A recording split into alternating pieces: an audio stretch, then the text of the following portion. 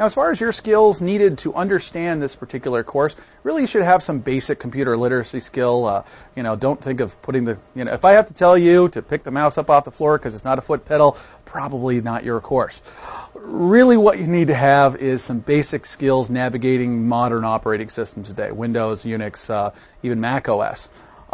Using the internet and so on, and some knowledge of how devices communicate with each other certainly would be helpful. And we're going to spend a lot of time looking at the very basics, down to the bit level and just above it, on how devices look and send data back and forth. So it'll be important to actually have experienced a computer once or twice in your life. It's funny, I say things like this, but I get lots of students in instructor-led classes that, previously were in completely different job fields and now coming into the computer realm of things and want to learn Cisco. Not to discourage you from this, but I will state that this probably shouldn't be your very first step into computer certifications. Maybe another one, such as a Microsoft certification or a certification in the operating system world, might make a little bit more sense before you jump into Cisco, because we're going to start building upon things that you kind of should have already had before coming into the Cisco side of things. Now, that being said, still can get a lot out of this particular course. So, ultimately, the goal of this particular course is to give you the skills necessary to build, troubleshoot, and actually maintain a small to medium-sized data network. Now, as far as the direction of this course, we're going to start off, after we've done the course introduction here, we're going to start off with looking at the basic building blocks of a simple data network. From there, we'll look specifically at Ethernet networks and then wireless LANs.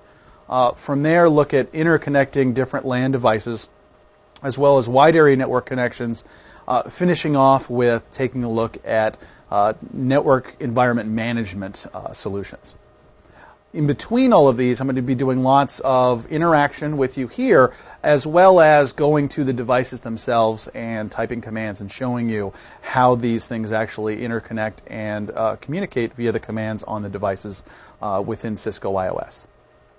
Now, this particular course is a course that's going to lead you towards Cisco Career Certification. If you'd like to take a look at the URL here on the screen, this is the page on Cisco's site that introduces you to the different levels of Cisco certification.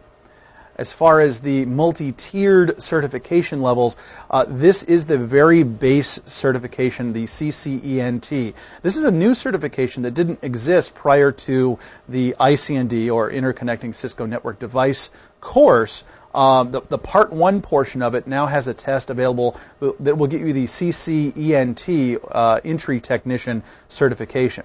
From there, once you have the CCENT, you can then take the ICND Part 2 course and get your CCNA.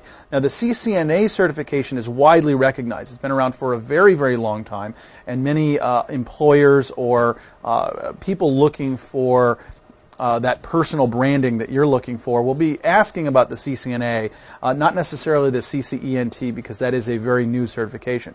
But you're going to find that as this course matures and more people start to recognize this new portion, the new breakout of the ICND Part 1 and Part 2, people will be looking for the CCENT as a stepping stone to getting your CCNA.